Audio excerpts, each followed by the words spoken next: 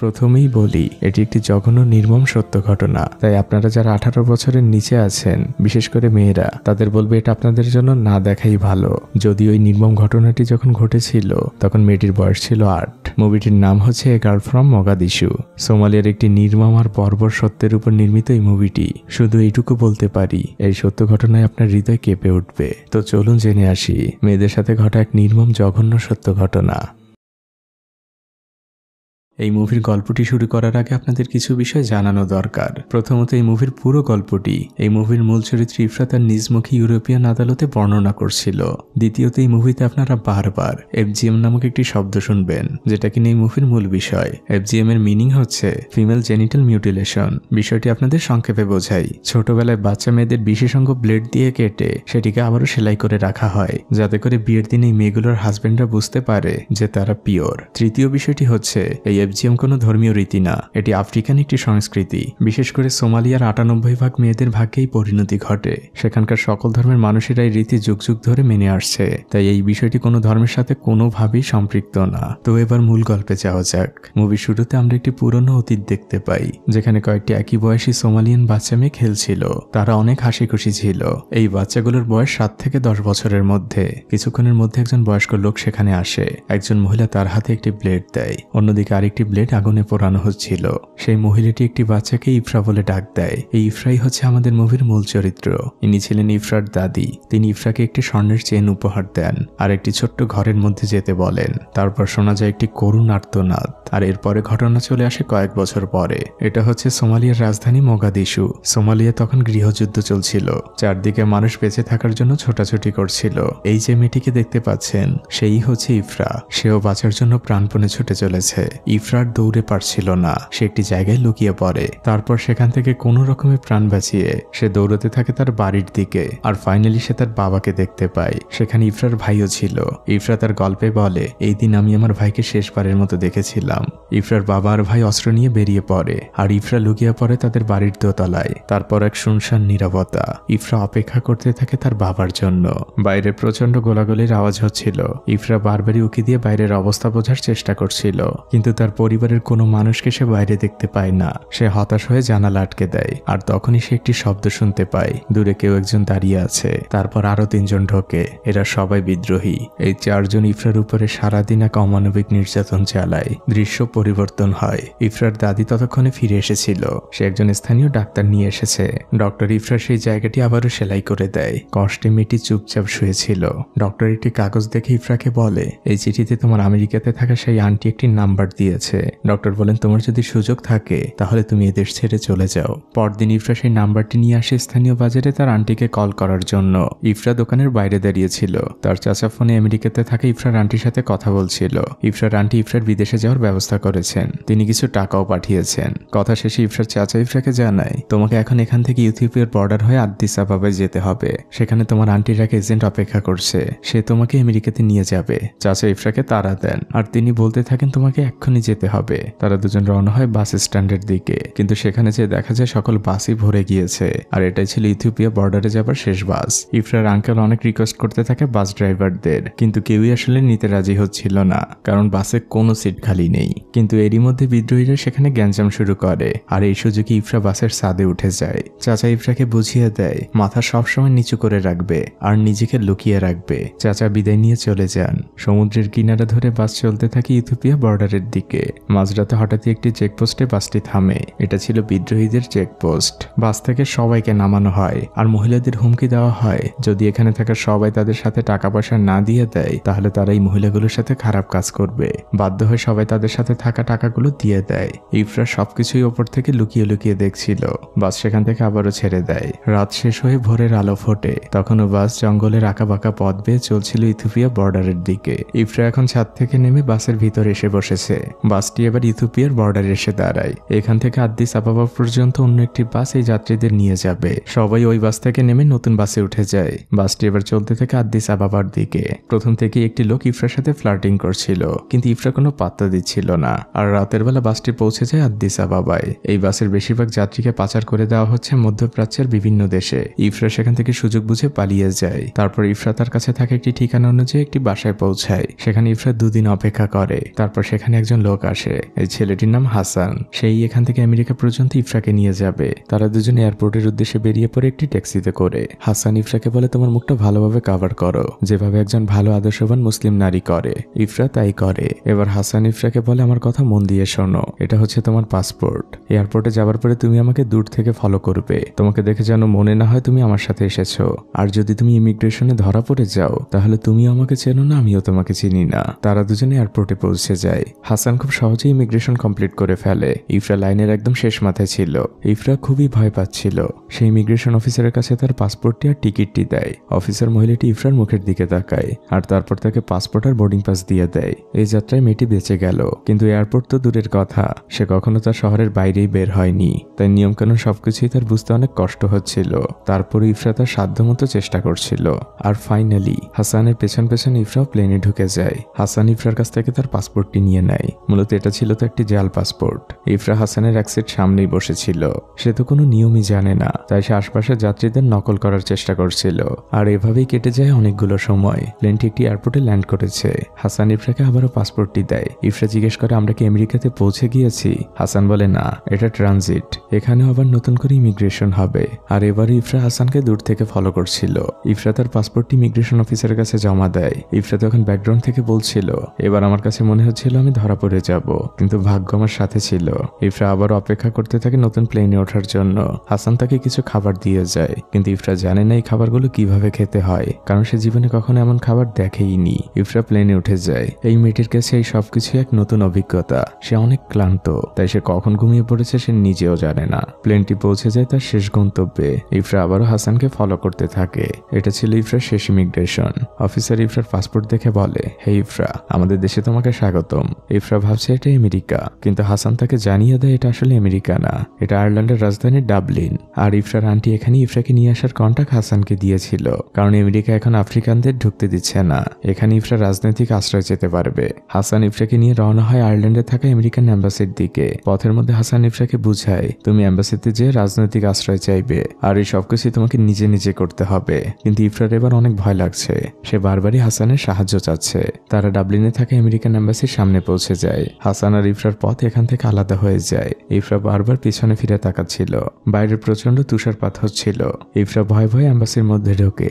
রিসেপশনে থাকা ছেলেটি তাকে জিজ্ঞেস করে, হোয়াটস ইওর নেম? কিন্তু ইফরা তো ইংলিশ জানে না। আর এরপর ছেলেটি বিভিন্ন আফ্রিকান ভাষা ট্রাই করে। আর ফাইনালি ইফরা ওই ছেলেটির ভাষা বুঝতে পারে। হাসানের দেওয়া ইফরার হাতে থাকে একটি চিরকুট সে ওই ছেলেটির হাতে দেয়। ইফরা এদেশে রাজনৈতিক আশ্রয় চায়। টেলিফোনে একজন সোমালিয়ান ট্রান্সলেটরের মাধ্যমে এম্বাসির লোকেরা ইফরার সকল কথা জানতে পারে। শুরু হয় ইফরার এদেশে আশ্রয়ের কার্যক্রম।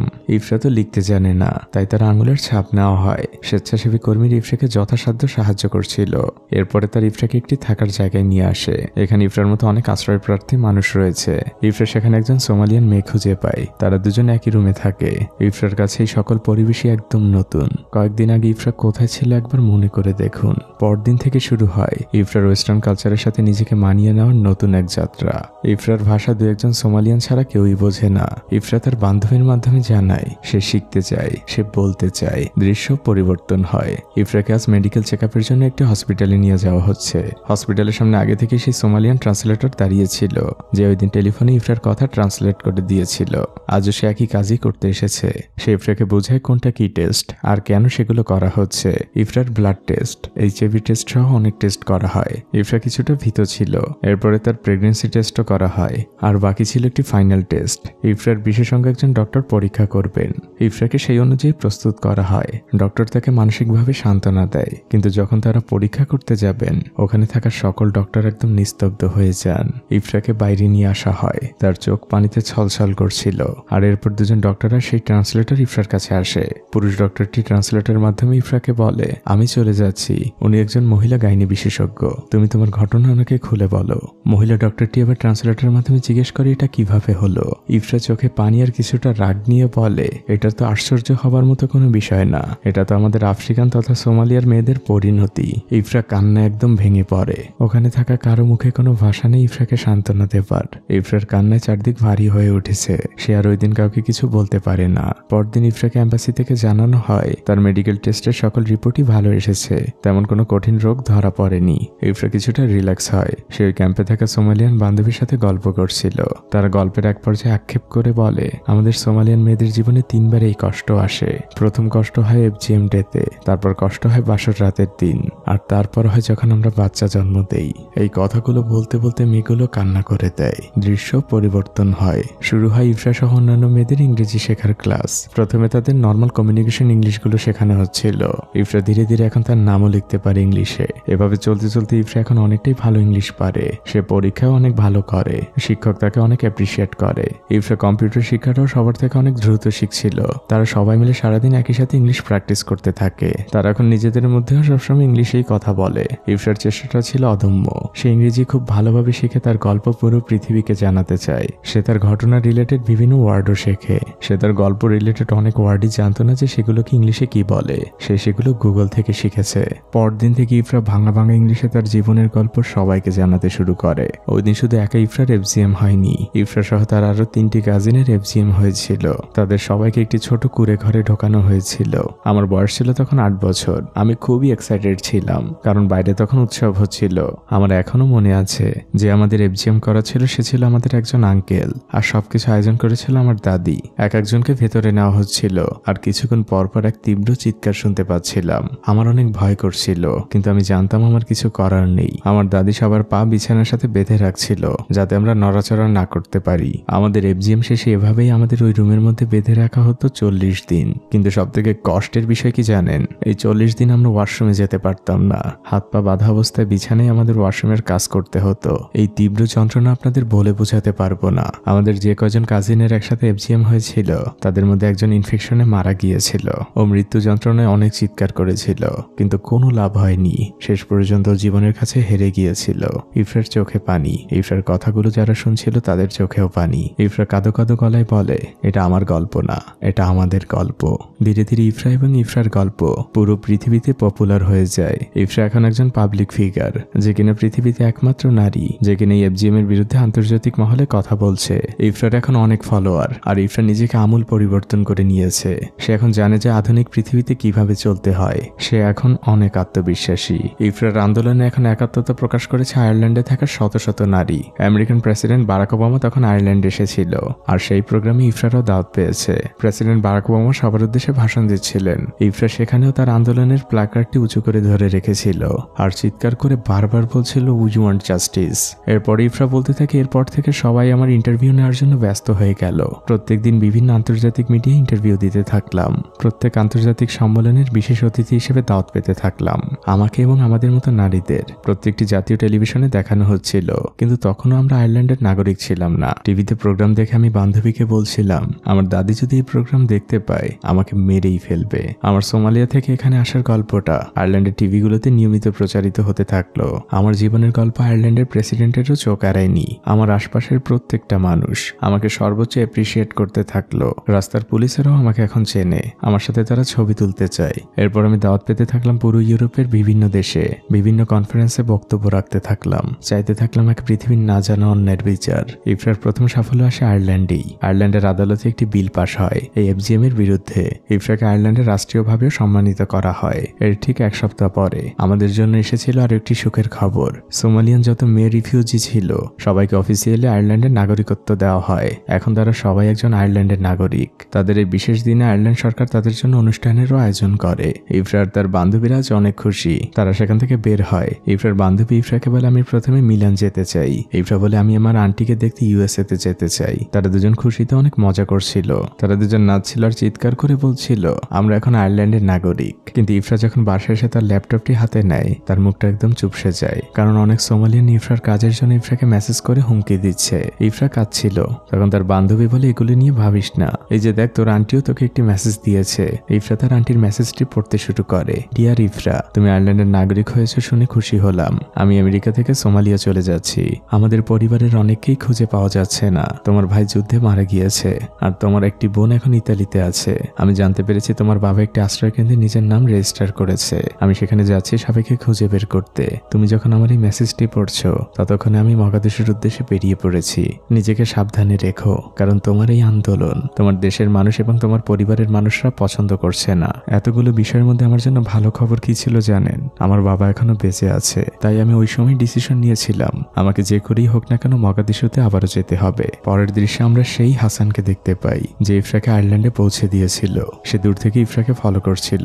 ইফরা তার বান্ধবীর সাথে যাওয়ার সময় তার ফোনে একটি কল আসে। ইফরা জানতে পারে তার মগাদিশে যাওয়ার প্লেনের টিকিট স্পন্সর করেছে টার্কিশ এয়ারলাইন্স, আর এই যাত্রায় সে একজন ইউনিসেফের প্রতিনিধি। এত বড় একটি খবর শুনে ইফরা অনেক খুশি হয়। তখন পেছন থেকে হাসান এসে তাকে ডাক দেয়। হাসান ইফরাকে বলে, এটা তোমার জন্য শেষ ওয়ার্নিং। ভালো মেয়েরা কখনো বেশি কথা বলে না, তারা সবসময় চুপচাপ থাকে। যদি নিজের আর নিজের পরিবারের ভালো চাও তাহলে এখন থেকে চুপ হয়ে যাও। তুমি তোমার দেশ এবং সংস্কৃতিকে অপমান করছো। ইফরা বলে, আমি আগেও বলেছি, এখনো বলবো এবং ভবিষ্যতেও বলবো, আমি কাউকে ভয় পাই না। আর যদি আপনার কথা না শুনি তাহলে কি করবেন? হাসান এসে ইফরাকে বলে, তাহলে এই ঠোঁট দুটো সেলাই করে দিব। এটা বলে হাসান সেখান থেকে চলে যায়। এরই মধ্যে ইফরার বান্ধবী সেখানে চলে আসে। ইফরা দৌড়ে তার কাছে চলে যায়। ইফরা অনেক ভয় পেয়েছে। তার বান্ধবী তাকে জিজ্ঞেস করে, কি হয়েছে, লোকটা তোকে কি বলছিল? দৃশ্য পরিবর্তন হয়। ইফরার ফোনে একটি কল আসে। আজ ইফরা মগাদিশুর উদ্দেশ্যে রওনা হয়েছে। ফোনের ওপাশ থেকে ইফরাকে জানানো হয় এফজিএম এর বিষয়টি ইউরোপিয়ান আদালতে তোলা হবে। সেখানে ইফরাকে সাক্ষী দিতে হবে, বলতে হবে তার গল্প। নিজ দেশে ফিরে যাবার আগে এমন একটি সংবাদ ইফরার মুখে হাসি ফোটায়। ইফরা ব্যাকগ্রাউন্ড থেকে বলছিল, আমি এই প্রথম লিগালি কোনো প্লেনে উঠলাম আমার সত্যি পরিচয় দিয়ে। ইফরা মগাদিশুতে পৌঁছে যায়। ইউনিসেফের গাড়ি সেখানে তার জন্য অপেক্ষা করছিল। একজন স্বেচ্ছাসেবী কর্মী ইফরাকে নিরাপত্তা দিয়ে নিয়ে আসে একটি রিফিউজি ক্যাম্পে। এখানে প্রায় 10,000 সোমালিয়ান আশ্রয় নিয়েছে, আর সেই সংখ্যাটা প্রত্যেক দিনই বাড়ছে। ইফরা তার ড্রেস আপ কিছুটা চেঞ্জ করে, কারণ সে এই দেশেরই মেয়ে। সে বিদেশি হয়ে এই মানুষগুলোর সাথে কথা বলতে চায় না। এরপরে ইফরাকে গাড়িতে করে নিয়ে আসা হয় মূল ক্যাম্পে। সেখানে ছিল শত শত ছোট ছোট ঘর। ইফরা চারদিকে তাকাচ্ছিল আর হাঁটছিল, আর কাউকে দেখলেই সে সালাম দিয়ে জিজ্ঞেস করছিল তার বাবার নাম, যে এই নামে কেউ এখানে আছে কিনা। কিন্তু কেউই আসলে তার বাবাকে চিনতে পারে না। ইফরা অনেকের কাছেই জিজ্ঞেস করে, কিন্তু শেষ পর্যন্ত সে তার বাবাকে খুঁজে পায় না। তখনই সে কিছুটা দূরে দুটো বাচ্চা মেয়েকে খেলতে দেখে। ইফরার তার ছোটবেলার কথা মনে পড়ে যায়। ইফরা হাসি মুখে তাদের কাছে যায়, আর তাদের মতো করেই তাদের সাথে খেলতে থাকে। ইফরা তাদের কাছ থেকে জানতে পারে আগামী শুক্রবার তাদের এফজিএম ডে। তাই বাচ্চা দুটো খুবই এক্সাইটেড, কারণ ওরা এখনো বাস্তবতা জানে না। ওরা জানে এটা ওদের জন্য উৎসবের দিন, ওরা নতুন জামা পাবে। ইফরা তাদের কাছ থেকে হাসি মুখে বিদায় নেয় ঠিকই, কিন্তু তার মনের মধ্যে এক চিন্তার পাহাড় চলছিল। ইফরা যে বিষয়টি নিয়ে লড়াই করছে, আগামী শুক্রবার তার চোখের সামনে সেটা ঘটতে যাচ্ছে। ইফরা ওই বাচ্চা মেয়ে দুটোকে বাঁচাতে চায়। এরপর ইফরা তার সেই পুরনো স্মৃতি বিজড়িত শহরে ফিরে আসে, যেখানে সে ছোট থেকে বড় হয়েছিল।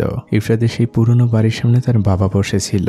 ইফরা ধীর পায়ে তার বাবার সামনে আসে। বাবা তার মেয়েকে প্রথমে চিনতে পারে না, কিন্তু ইফরার মুখ দেখে সে পরক্ষণেই বুঝতে পারে এটা তার মেয়ে। বাবা তার মেয়েকে জড়িয়ে ধরেন। ইফরা অনেক কাঁদছিল।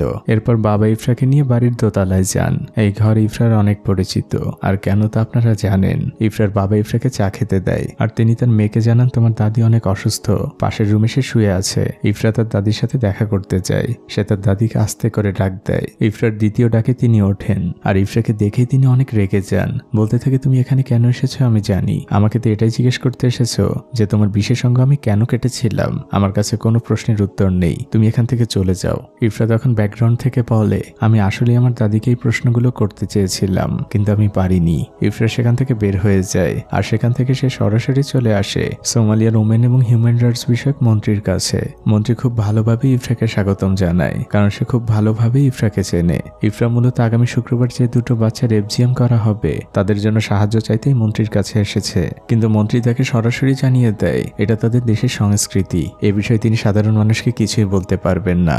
ইফরাও তাকে হাসি মুখে জানিয়ে দেয় সেও চুপ করে বসে থাকবে না। ইফরা সেখান থেকে এক বুক ভরা হতাশার ক্ষোভ নিয়ে বেরিয়ে আসে। রাতের খাবারটা সে তার বাবা মায়ের সাথে তাদের বাসায় খায়। বাবা তাকে অনেকটা রাগান্বিত সুরেই বলে, কি এমন কাজ করছো যে বাবা মায়ের সাথেই থাকতে পারবে না। ইফরা তার পাসপোর্টটি তার বাবাকে দেখায়, আর বলে আমি এই দেশে সোমালিয়ান হিসেবে আসিনি, আমি এখানে একজন আয়ারল্যান্ডের নাগরিক হিসেবে এসেছি, আমাকে অনেক কিছুই মেনে চলতে হয়। ইফরা সেখান থেকে চলে যায়। তার বাবা মা মনে মনে অনেক কষ্ট পান। পরদিন খুব ভোরবেলা ইফরা তার সেই পরিচিত সমুদ্রের পাড়ে দাঁড়িয়েছিল। তার চোখ দিয়ে অনবরত পানি পড়ছিল।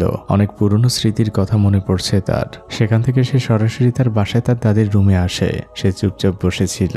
দাদি এসে তার সামনে বসে। ইফরা তার দাদিকে জিজ্ঞেস করে, দাদি কেন কেটেছিল ওই দিন আমাদের, কেন কাটতে হয়? আমার মাকেও তো কাটতে হয়েছে, আমাকে, আমার ছোট বোনকে। এখানের ভবিষ্যৎ প্রজন্মের ভাগ্যও একই আছে, কেন দরকার, কি জন্য দরকার? দাদি শুধু বলে এটা নিয়ম। ইফরা দাদিকে বলে এটা কেমন নিয়ম, কে তৈরি করেছে নিয়ম? ইফরা তার চোখের পানি ছেড়ে দেয়। দাদি তাকে বুকে জড়িয়ে ধরে সান্ত্বনা দেয়। দৃশ্য পরিবর্তন হয়। আজ শুক্রবার ইফরা তার সাথে থাকা ডলারগুলো নিয়ে বেরিয়েছে সেই রিফিউজি ক্যাম্পের দিকে। ইফরা প্রথমে মেয়ে দুটোর মাকে যেয়ে বুঝাতে থাকে এফজিএম এর ক্ষতি সম্পর্কে, কিন্তু এই বিষয়ে পুলিশের ডাক্তার ইফরাকে সেখান থেকে তাড়িয়ে দেওয়ার চেষ্টা করে। মহিলাদের বলে ওনার সাথে কোনো কথা বলবে না। বাচ্চা দুটোকে একটি ছোট্ট ঘরে ঢুকানো হয়। বাচ্চাদের মায়েরাও ওই ঘরের মধ্যে ঢোকে আর লুকিয়ে ইফরাও তাদের মধ্যে ঢুকে যায়। সেখানে সে তাদের অনেক বোঝানোর চেষ্টা করে, কিন্তু তারা কেউই ইফরার কথায় কোনো পাত্তা দেয় না। তাই সে বাধ্য হয়ে অন্য একটি উপায় বেছে নেয়। ইফরা তাদের বলে আমি আপনাদের $100 দিব যদি আপনারা আপনাদের বাচ্চাদের FGM না করান। $100 এদের জন্য অনেক বেশি টাকা।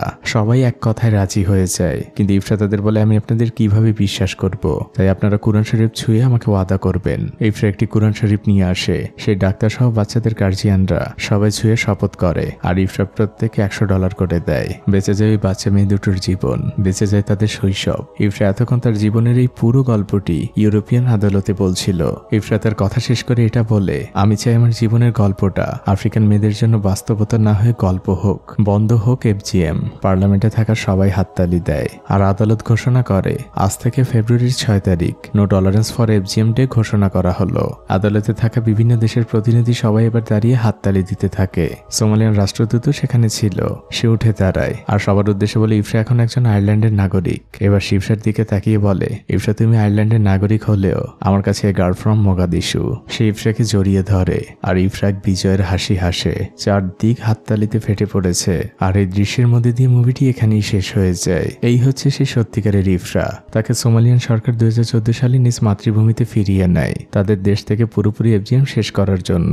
আর তখন লেখা ওঠে সত্য এটাই, এখনো 3 মিলিয়ন বাচ্চা রিস্কে আছে FGM এর। 200 মিলিয়ন নারী FGM এর ক্ষত বয়ে বেড়াচ্ছে। ইফরা এবং তার ফাউন্ডেশন আশা করে 2030 সালের মধ্যে তারা আফ্রিকাকে এই অভিশাপ থেকে মুক্ত করবে। এই নির্মম সত্য ঘটনাটি আপনার কাছে কেমন লাগলো আমাকে অবশ্যই কমেন্ট করে জানাবেন। আর অবশ্যই দোয়া করবেন তাদের জন্য যেন আফ্রিকা তথা সোমালিয়ার ওই মেয়েগুলো এই অভিশাপ থেকে মুক্তি পায়, কারণ এখন ওখানকার 90% মেয়ের ভাগ্যে এটাই ঘটছে। তো ভালো থাকবেন আপনারা, দোয়া করবেন আমার জন্য। আজকের মতো বিদায়।